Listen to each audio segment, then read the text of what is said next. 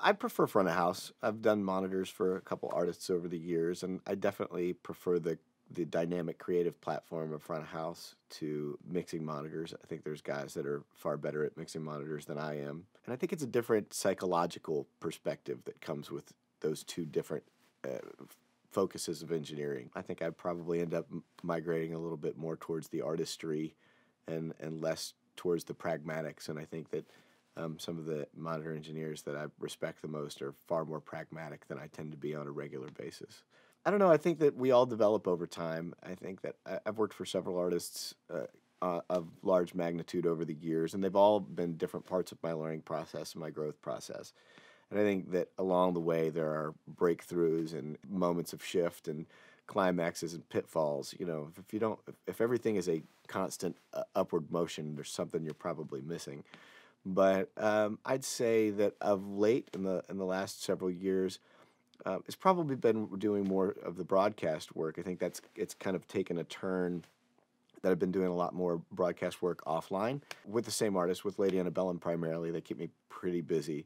But moving from a live front of house environment to more of a live and broadcast type connective tissue, I think that's been a big current turning point. I have to kind of really comment on this. I was out mixing a guy named Ty Herndon out in several years ago in Greece, and I flew over and did a couple shows with him in Greece, and on the flight back, and I don't know if it was the people that I met or the food or the wine that we drank or just Greece in general.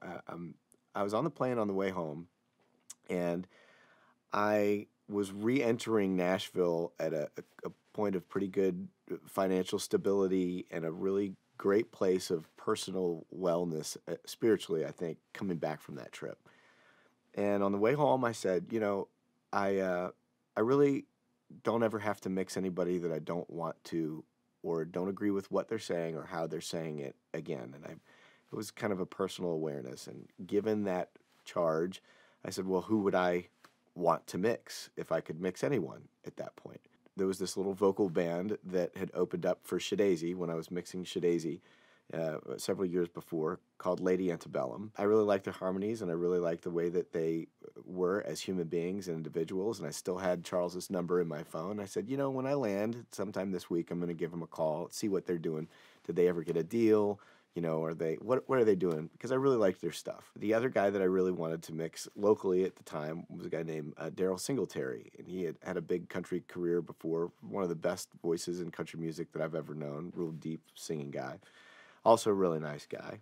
And at the time in Nashville, I was staffing a few venues around clubs and things like that, getting them sound guys to satisfy their club gigs, so that I could keep some of my friends working, and we could also keep good sound in town. I'd go in and tune and fix the PA, and then say, hey, if we're going to spend the money tuning this and getting it right, you should really staff it with guys that know what they're doing. So it really ended up being a good relationship for clubs and good relationship for local sound guys and touring guys that were in town with family. And when I landed from that trip home from Athens, my phone rang, and it was a guy that was covering one of these gigs one night, and he said, my van broke down. I'm not going to be able to make the gig. And I said, well, that's cool. Load ins in an hour. I'll just go straight from the airport to what was Code Blue down here. And I walk in that night, and the band that was playing was Music Mafia. It was on stage. It was basically Big Kenny and John Rich, and Charles Kelly from Lady Antebellum was at the bar.